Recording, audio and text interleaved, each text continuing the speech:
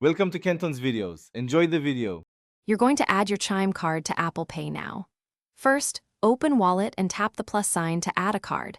This begins secure tokenization. Make sure your phone is updated and you know your Chime debit card number, expiry, CVV, and billing address because you'll enter them or use the camera. Once done, choose debit card, then either scan the card or type the details manually. This step starts verification with Chime and Apple servers to create a device-specific account number. Now verify the card so Apple Pay can use it. After you submit card data, Wallet will prompt for verification.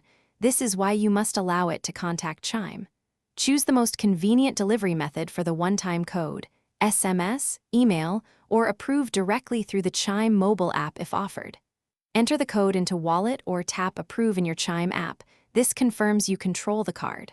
Once authorized, Apple creates a secure device, token, rather than storing the actual card number. Finish by setting your Chime card as the default if you want quick payments. Make sure Wallet lists the card and displays a verified status. Then test it. Use a contactless terminal or complete a small App Store purchase with Apple Pay to confirm transactions route to Chime. If it fails, make sure iOS is current, restart your phone, and try re-adding the card. If problems persist, contact Chime support for holds or verification blocks. This resolves most issues quickly.